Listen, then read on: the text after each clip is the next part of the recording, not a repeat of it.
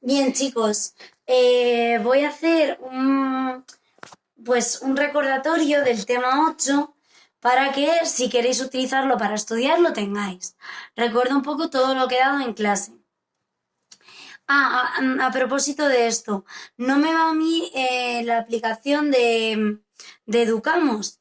No sé si a vosotros sí que os irá, a mí no me va. O sea, por eso a lo mejor no está en el mismo orden, o veis que las explicaciones son diferentes, porque yo he cogido mi programación, he ido viendo lo que os había programado y os lo explico a mi manera, ¿de acuerdo? Como yo me lo he esquematizado. ¿Vale, chicos? Pues nada, voy a ello.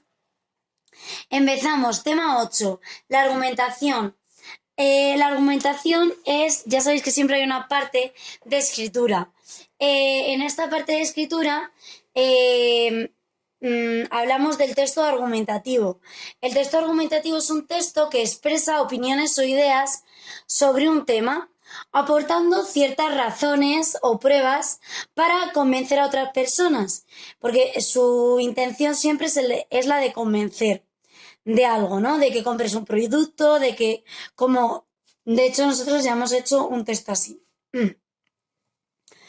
La argumentación puede ser oral, imaginaos un debate que hemos hecho muchos, aunque ahora aquí vamos a hacer, pues no hemos podido hacerlos en estos días, y escrita, los textos argumentativos, que este sí que lo hemos hecho. Los textos argumentativos tienen tres partes muy claras. Está una introducción,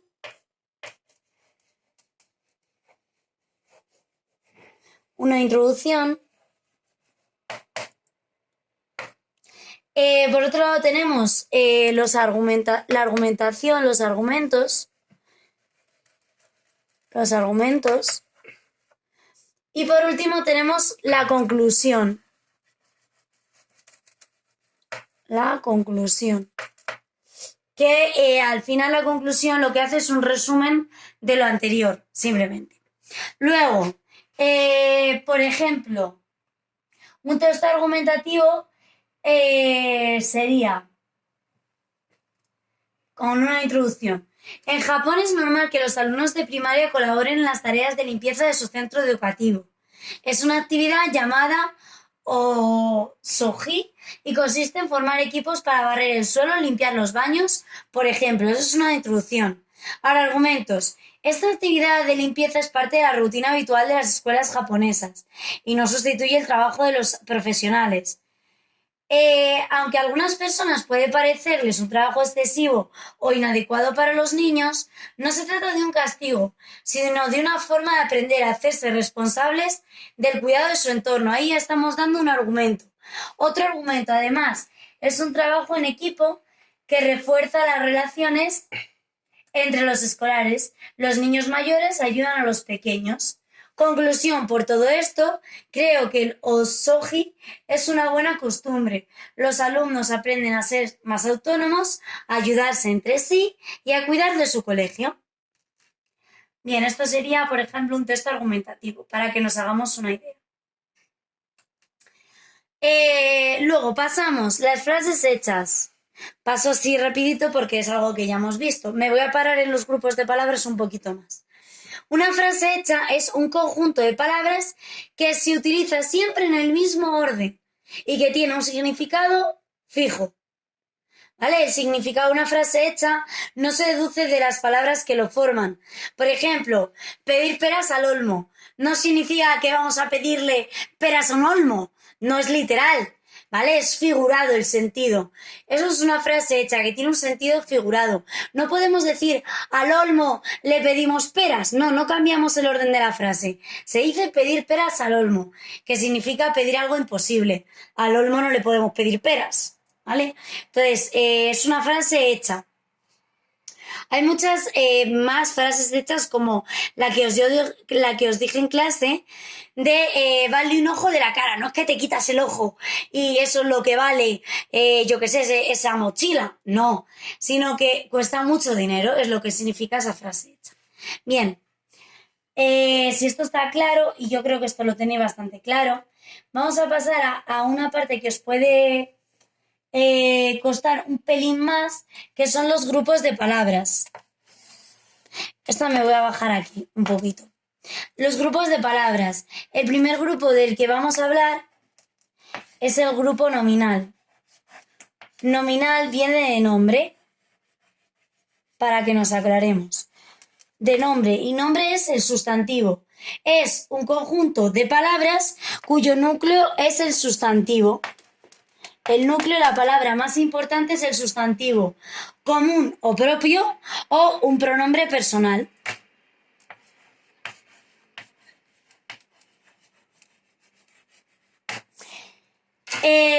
Por ejemplo, bueno, aparte luego le pueden acompañar otras palabras, que hablaremos de ella. El niño es un grupo nominal. Él es un grupo nominal. Manuel es un grupo nominal. ¿Vale? Sin más. Y luego el grupo de nominal puede estar formado por un sustantivo o por un sustantivo, un pronombre, un sustantivo propio, o por otras palabras que lo acompañen. Por ejemplo, determinantes, el niño. Por ejemplo, adjetivos, Manuel, el guapo. Aquí lo acompañaría un adjetivo y un determinante. Y por otro lado, y esto es muy importante porque en el análisis sintáctico que estamos viendo ahora va a aparecer un montón. Por ejemplo, si yo digo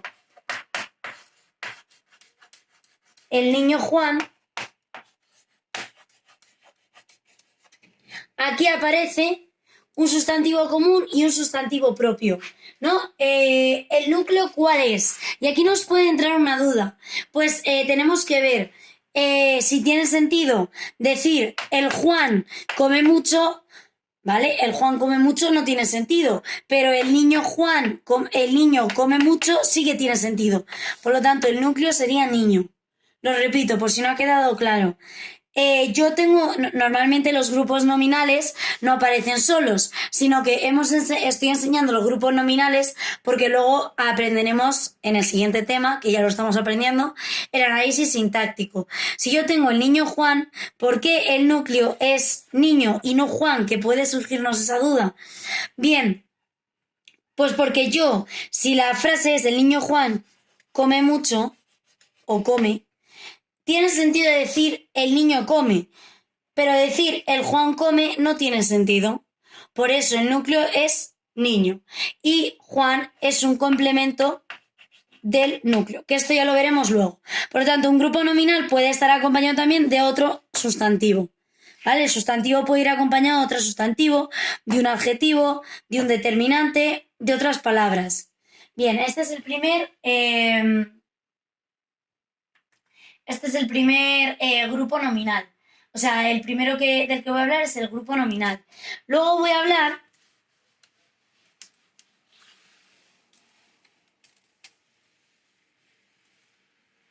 del grupo adjetival. Y nos viene muy bien para, por ejemplo, el atributo que estamos aprendiendo en análisis morfológico. Un grupo adjetival es un conjunto de palabras cuyo núcleo, desde luego, es un adjetivo. El grupo adjetival puede estar formado solo por un adjetivo o por un adjetivo acompañado de un adverbio. Por ejemplo, muy bueno. Esto es un grupo adjetival. ¿Por qué? Porque el núcleo es bueno. ¿De acuerdo? Y el adverbio acompaña a bueno. Complementa a bueno. Pero puedo poner bueno solo y también tiene sentido, por eso es el núcleo. ¿Vale? El grupo adjetival muy facilito.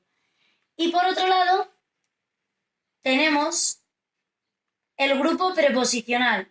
Un momento, iba a poner un ejemplo que me parecía muy interesante. Bueno, da igual. Voy a pasar al grupo adverbial. Como podéis observar, el grupo adverbial es un conjunto de palabras o una palabra cuyo núcleo es el adverbio. como hemos dicho antes. Puede estar formado por un solo adverbio o por un adverbio acompañado de otro adverbio. Puede ser tarde solamente, un grupo adverbial, o puede ser muy tarde. Pero ¿cómo localizamos cuál es el más importante? Si yo quito tarde, muy tiene sentido, no, muy, no. Pero tarde solo, sí, tarde. ¿Vale? Imaginaos que digo, llega muy tarde. ¿Vale? Llega muy tarde. Ahora digo, llega tarde. ¿Tiene sentido? Sí. Llega muy, no tiene sentido. Por lo tanto, esto sería un grupo adverbial y el núcleo sería este. ¿De acuerdo?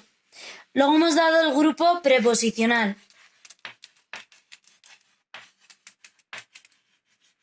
Es aquel que va precedido por una preposición. Va precedido por una preposición y a continuación puede tener lo que sea. Por ejemplo, de buenas maneras.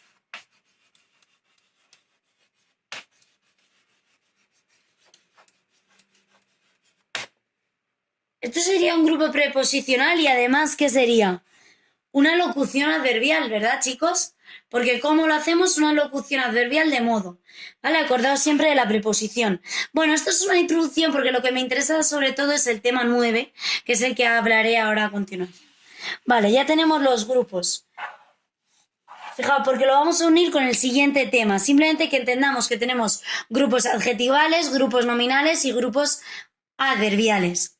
Y preposicionales también tenemos. Luego las palabras, la ortografía, palabras con GJ. Estos son reglas de ortografía que os tenéis que aprender de memoria. Yo las puedo repetir, las puedo decir, pero creo que es una tontería que os las tenéis que saber vosotros de memoria.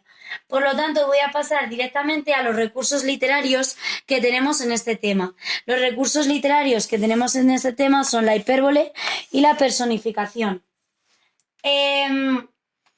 Yo siempre lo digo así, para que os resulte sencillo. La hipérbole es una exageración que se utiliza para expresar una cualidad, un sentimiento. Esto siempre, los recursos literarios, por supuesto, son de los poemas. ¿Vale? Entonces, hipérbole, una exageración. Por ejemplo, su llanto inundó la habitación. ¿Vale? Un llanto no inunda una habitación. O no hay amor más grande que el mío. Pues es una exageración. ¿Vale? Estoy exagerando. Pero, ¿qué hace? Embellecer. ¿Para qué? Y preguntaréis, ¿y esto para qué se utiliza? Por todos los recursos literarios se utilizan para lo mismo, para embellecer el lenguaje. No hay amor más grande que el mío. No es lo mismo decir, te quiero, que decir, no hay amor más grande que el mío. Eso es como, oh, madre mía, ¿cuánto me quiere? ¿Vale? O si decimos, el llanto inundó la habitación. Jolín, decimos, ¿cómo lloró? No es lo mismo decir, yo lloré. Eso no tiene ninguna belleza, ¿vale? Por lo tanto, eso es la hipérbole. Yo siempre digo que la hipérbole es la exageración de los sentimientos, de ciertas cualidades. El más frondoso de todos los árboles lo tengo yo. Es decir, tengo un árbol grande, digo, el más frondoso de todos los árboles. Es una exageración. Y luego, una personificación, como la misma palabra indica, se trata de dar a una planta, a un animal o a un objeto características o acciones que son humanas. Por ejemplo, la liebre leía sentada. Las liebres no leen, eso lo hacen las personas. O la mesa andaba lentamente. La mesa no anda. ¿Vale? Es darle cualidades humanas a cosas que no tienen cualidades humanas. No os liéis con esto, acordaos. Hipérbole, exageración de un sentimiento, etc. Personificación, darle cualidades de personas a animales, objetos o plantas. ¿Vale, chicos? Y esto sería el tema 8. Un besito.